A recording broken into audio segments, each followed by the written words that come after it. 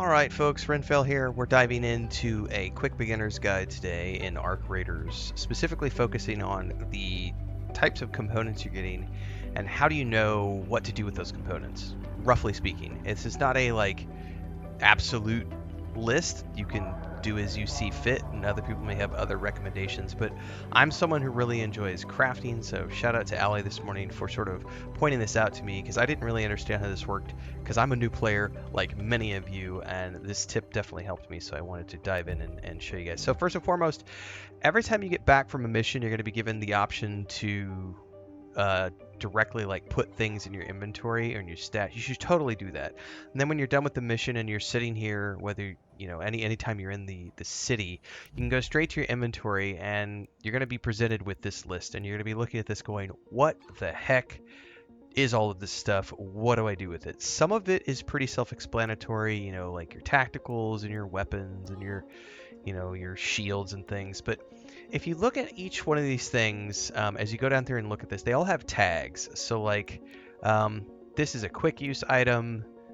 These are quick use, quick use, quick use. This is also quick use. All of these are quick use items, but then you'll go down through there. That's a shield. This is recyclable. This is a topside material. This is a refined material. This is recyclable. Topside material. Go down through here. Basic material. All the way down until you get to nature and then trinket. So as a general rule, trinkets are things that you can feel free to sell, generally speaking. Because they are meant to be sold for cash, and you use that cash to buy things from the various vendors. Now, when you go through here, there's basic materials. These are the things that are going to be used for crafting. So pretty much everything you're going to craft in the game is going to require basic materials. Then you get into topside materials. These are also, so basically the basic materials are used to craft a variety of items, and it will give you a list of what it can craft: hairpins, light shields, looting Mark 1, light impact grenade, tactical Mark 1. But then you also get into things like steel springs, which are in and of themselves crafting materials, which can also be broken down into additional bits and pieces. And then you're also going to find the recyclables.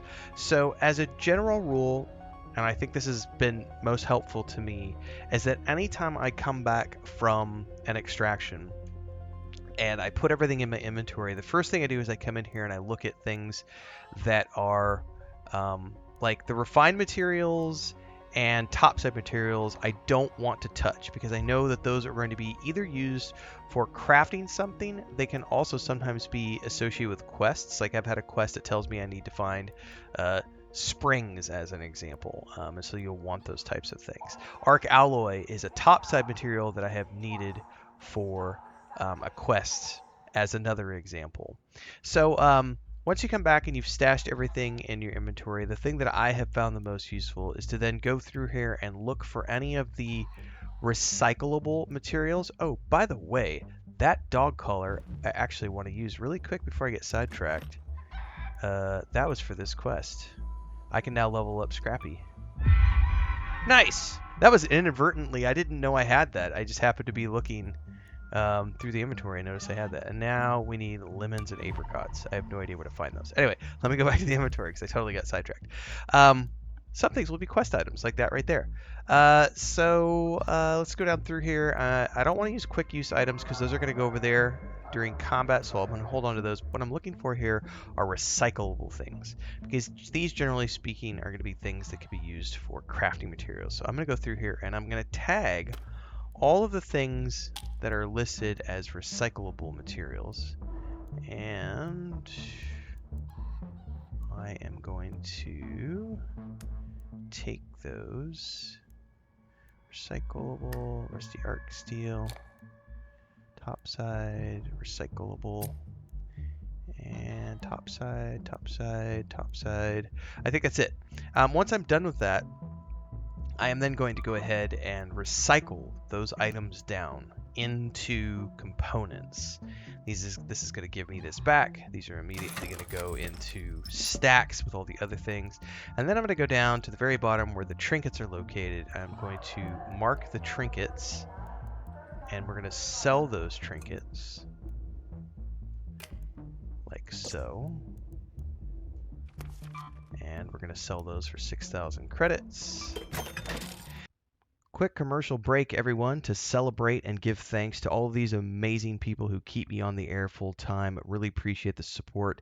All you got to do is join as a member. You get access to private videos. You can also do super thanks on any upload or super chats and stickers on any live stream or premiere you see.